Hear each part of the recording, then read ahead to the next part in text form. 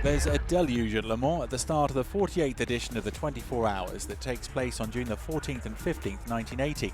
It's not really a surprise given the weather had been capricious since the start of the week, but of course it's tricky for all concerned. Even Henri Pescarolo, 3 times a winner here, seems worried. There are 3 rondos at the start, and once again it's a case of David versus Goliath. There are 24 Porsches at the start line out of 55 cars, fully 43% of the field. The main Porsche entry is the number 9 of Jackie Ickx and Reinhold Just, the 908 number 9, and it's 4th on the grid. The first leader is John Fitzpatrick in the Porsche 935 of Dick Barber Racing. Then comes the Rondo 15 and the Porsche 42 of Gozzi Kramer Racing. Then the Rondo 16 of Jean Rondeau himself and Jean-Pierre Jousseau, and the Porsche of Jackie Ickx. The minutes pass and the weather gets better. Jackie Ickx hands over the wheel to his teammate Just, who moves into the race lead at the end of the 3rd hour. This is the favourite for overall honours, a fine driving lineup.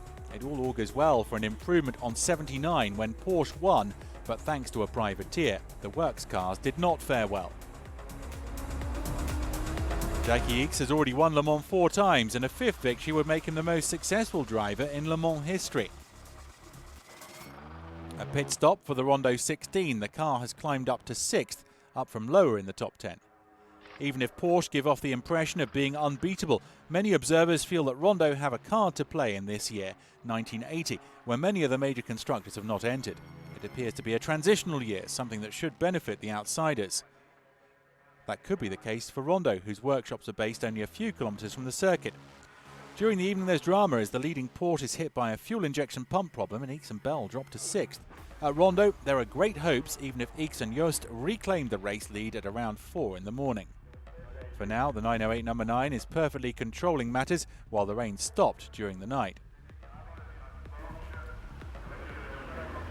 But at 10 in the morning there is more drama and the Rondo now leads. The Porsche number 9 had to stop to change 5th gear. The stop lasts 28 minutes, and even if Ickx and Just are now second, it's the Rondo that leads. The gap is almost 5 laps between the two.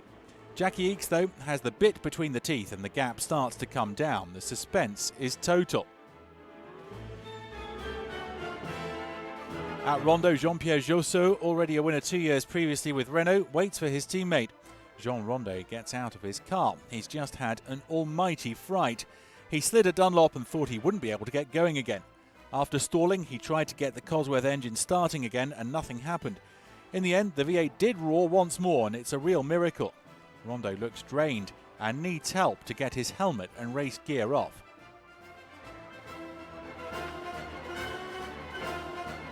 The rain is back and Jackie Ickx throws his last strength into the battle. 40 minutes from the end, Ickx is on the same lap as Jousseau, but the latter is holding up well, and of course the crowd encouraged the small French team against the German giants.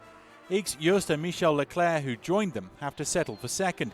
It's a fabulous first victory for Jean Rondeau. With Jousseau, he covered 339 laps and wrote one of the most beautiful pages in Le Mans history.